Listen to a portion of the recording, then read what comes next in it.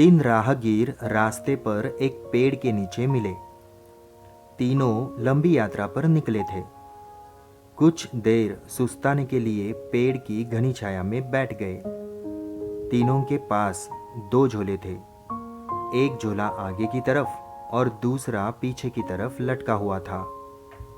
तीनों एक साथ बैठे और यहाँ वहाँ की बातें करने लगे, जैसे कौन कहाँ से आया, कहाँ जाना है, कितनी दूरी है, घर में कौन कौन है। ऐसे कई सवाल के जवाब वो अजनबी एक दूसरे के बारे में जानना चाहते थे। तीनों यात्री कद काठी में समान थे, पर सबके चेहरे के भाव अलग अलग थे। एक बहुत थका हुआ निराश लग रहा था, जैसे सफ़र ने उसे बोझिल बना दिया हो।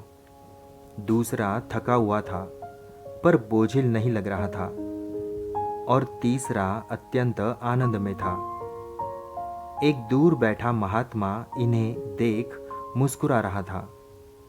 तभी तीनों की नज़र महात्मा पर पड़ी और उनके पास जाकर तीनों ने सवाल किया कि वे मुस्कुरा क्यों रहे हैं।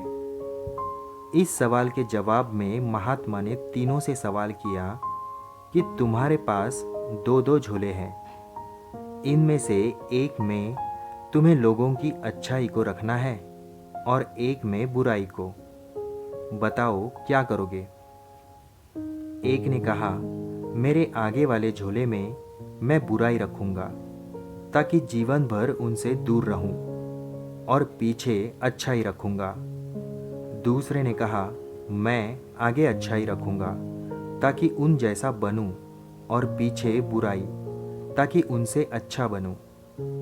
तीसरे ने कहा, मैं आगे अच्छाई रखूंगा ताकि उनके साथ संतुष्ट रहूं, और पीछे बुराई रखूंगा और पीछे के थैले में एक छेद कर दूंगा, जिससे बुराई का बोझ कम होता रहे और अच्छाई ही मेरे साथ रहे।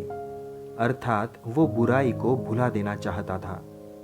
यह सुनकर महात्मा ने कहा, पहला जो सफ़र से थक कर निराश दिख रहा है, जिसने कहा कि वो बुराई सामने रखेगा, वो इस यात्रा के भांति जीवन से थक गया है, क्योंकि उसकी सोच नकारात्मक है।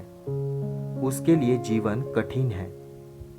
दूसरा जो थका है पर निराश नहीं, जिसने कहा कि अच्छाई सामने रखूंगा, पर बुराई से बेहतर बनने की कोशिश में वो थक जाता है।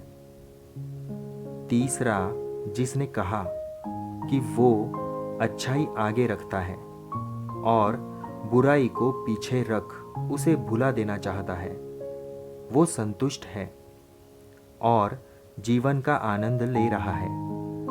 इसी तरह वो जीवन यात्रा में खुश है। जीवन में जब तक व्यक्ति दूसरों में बुराई को ढूंढेगा, वो खुश नहीं रह सकता। जीवन भी एक यात्रा है जिसमें सकारात्मक सोच जीवन को खुशहाल बनाती है। जीवन में क्रोध सबसे बड़ा बोझ है और क्षमा सबसे सुंदर और सरल रास्ता, जो जीवन को बोझहीन बनाता है। धन्यवाद।